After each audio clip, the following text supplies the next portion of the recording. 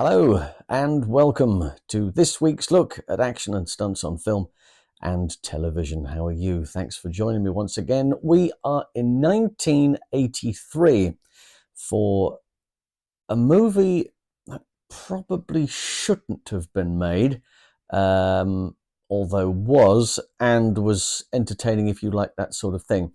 If you are a serious individual as far as films are concerned, you would have hated it from start to finish, which is a great shame because it's got a couple of lovely moments in it. But really, we're not about the story. We're not about the plot. We're not about who's in it. We are about the action. And it is a plentiful, as you will see when we have a look through what's going on. A whole bunch of bits and pieces. Joe Donne, once again, is in charge. And he's got Eddie Stacey along to give him a hand as the assistant. And we start at the top, here we go, with the action on the picture. Enjoy. So, we start with good old Royalon, who is doubling Herbert Lom in this sequence. This is the introduction between Clifton Slay and Dreyfus.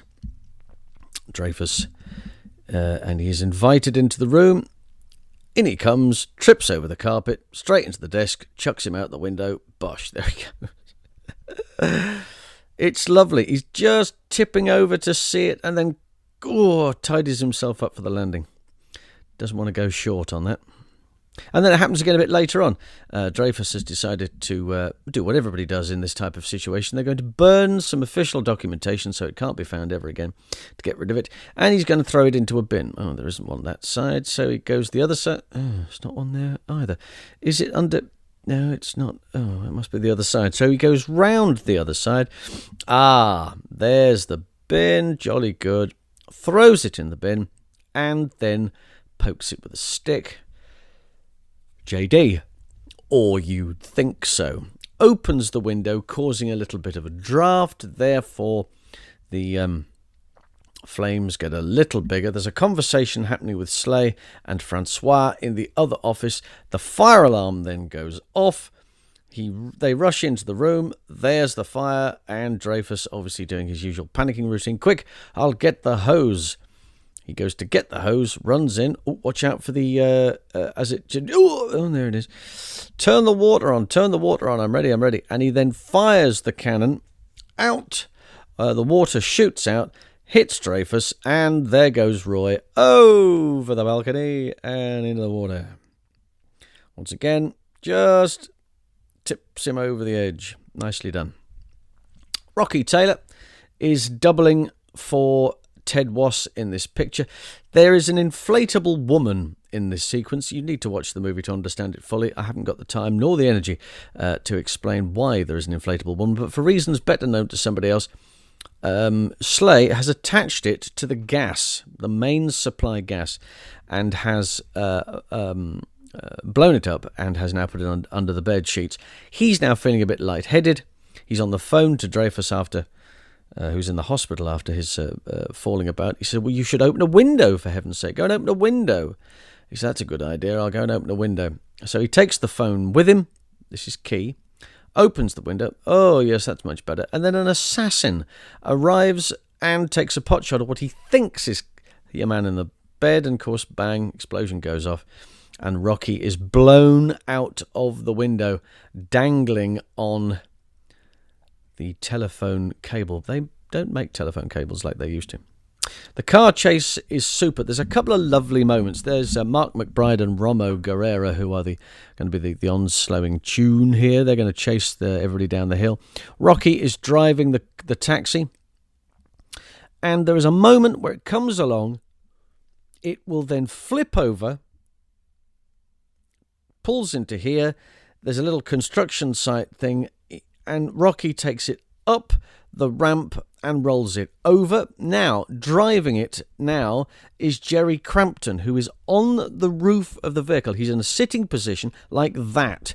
That's the position he's in inside the car. He is now able to drive that car on little go-kart wheels, which are placed on the roof of the vehicle. Or you don't see it in this angle, of course. And of course, the added pressure of having there's a bomb on the base of the car as well. And of course, all the oncoming traffic will now see him. He can swerve around, driving from left to right, avoiding the traffic as it comes towards him. It's a very, very clever sequence. He then goes down here and then will eventually right the vehicle back onto its wheels again, but it is done with Jerry driving. So the vehicles are avoiding him. He's swaying down the road. Jerry then drives up the ramp, turns over, the ignition's still on, and then Rocky drives away, and that's a separate shot. Really, really clever. Paragliding and bazooka. Two things that go hand in hand. There are some paragliding specialists involved in this, and they will be listed on the credits at the end. But this sequence, being pulled along and doing the leg waving thing. I did do paragliding. I found that if you waggle your legs around like that, it doesn't help at all. You're going to feel every bump from that boat as you're going along. Slay is up there, of course, because he wants to see. There's a home up there, a house atop the cliff, which he's quite keen on getting a look at. Manages to see it briefly while he's up there. Meanwhile, the madman Dreyfus is in a wheelchair with a bazooka. He fires at Slay and then falls over the edge of a cliff. It's about 60 feet, that. Royalon, once again, tethers the wheelchair with fishing wire so it doesn't clop him on the way down. Nicely done. Roy was an engineer before he became a stuntman, so he's very keen on looking after his own safety. And then Rocky crashes through the studio roof before the lovely Joanna Lumley, who was in the previous movie, of course, as a French television news anchor in Trail of the Pink Panther. And then there's this lovely alley fight, which I think is super. Rocky, of course, once again, doubling Ted Wass. A couple of familiar faces along here. That's Leslie Ash, by the way. Leslie Ash, you may remember from a television series called Cat's Eyes, and Men Behaving Badly if you're of a certain age. Martin Grace, these are the heavies. That's Robert Loggia, the other side. Martin Grace, arriving in the doorway, Dougie Robinson. If there's going to be a fight, Dougie will be involved. And a bit later on, you will see that Peter Brace turns up. This fight is arranged by Ed Parker. Ed Parker we haven't seen yet, but he will appear not too long from now as Chong, who is Leslie Ash's final opponent in this fight. He arranges the fight. Nice little moves, a couple of good bits. There's Peter Brace after being kicked in the gonads. And don't rub 'em, son, count 'em. Doug's always wonderful judo background, so great falls. Bang! Martin gets one there as well. Into the dustbin. It's wonderful slapstick stuff. It's absolutely spectacularly good. Leslie Ash, very, very handy. Great fight. Really well worked out. Watch Robert Loggia, by the way, here. Robert is on the left. That's Robert with Doug Robinson holding Leslie Ash, and they both get flipped over. Dougie goes for the big flat back, but Robert does roll over. It's very, very good. There's Martin going for one as well. Bang, bosh. Ooh, have that. Bang. It's just great. It's really nice stuff. Dougie's getting a right beating here. They all are, but it's great slapstick stuff. It's appalling to think that these three boys are no longer with us. It really is terrible. This is a lovely bit of business too. Bang, down there, stands on it, up the other end, bosh, oh, right in there. They're great comedic moments. Ed Parker, of course, for those who don't know, was taught Elvis how to do karate and judo. Now this is Leslie, right? I've had a look at this a bunch of times. This is Leslie, over the top, down the other side, whip, flip, bosh, way. Terrific, absolutely terrific. Looks really good. And behind, there's Ed Parker. Ed Parker arrives in scene as Mr. Chong and delivers with his usual aplomb and brick-splitting accuracy. I mean, nobody really stands a chance with him. Slap. And thrown into there. But, I mean, all of this, it's all arranged by him, but compliment Leslie Ash on this performance. It's absolutely brilliant. She's done really, really well here. And again, he's got his arm stuck in it. Now, down the other end, Clifton Slay, here's our hero, Clifton Slay, who hasn't got his glasses on and can't decide whether that is Leslie Ash or anybody else. He thinks it's her. She's going, I'm over here. And he's going, oh, no.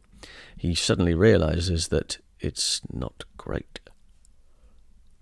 And gets chucked out of shot. Now he goes up there. He has a dustbin lid on his right hand and a dustbin stuck to his backside. Look, he's taking bricks out. I mean, he really is a phenomenal presence on screen. And Clifton is trying to get this thing off his hand and hopefully off his backside as well. That set is collapsing around Leslie Ash and she's doing her very best. Motorcycle comes by, woof, and takes it off him. Oh, that's a great relief. Now he's only left with the dustbin lid in his hand. And for this final moment, there is a final moment. He's thrown her to the ground and he's trying to get this thing off his hand. And Ed is going to be doubled by Doug Robinson as... There's Dougie there, as the final backflip. Bosh. So the team, Rocky Taylor, Roy Alon, Mark McBride, Romo Guerrera, Dinny Powell, Jerry Crampton, Malcolm Weaver, Graham Crowther, Wendy Leach, and Jack Cooper. And the Parasenders, Andy Cowley, Brian Gaskin, and John Harbert. And that concludes the credits. So there you go, some classic bits and pieces there. Really clever gag with the car. Dave Bickers had engineered the whole thing. Rocky is doubling Ted Wass, driving it up the ramp and turning it over. And then Jerry Crampton is in the car, attached to the ceiling of the car, attached to the roof of the car, in the upside down position. So he's in a driving position, but to operate the go-kart wheels when they hit the ground, so it can be steered towards and around oncoming traffic. It's unbelievably clever. The amount of work that's gone into that is absolutely staggering. It's a really, really clever job. Rocky, of course, would it be wrong to promote a book at this stage? This is still available, you know. If you haven't read Rocky's autobiography, then do so. It's terribly well written. Might have had something to do with that. But it's only as good as the content, and the content is pretty fabulous.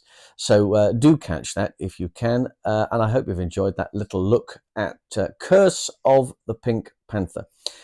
We will be back again next week for more of the same. And until then, it's bye for now.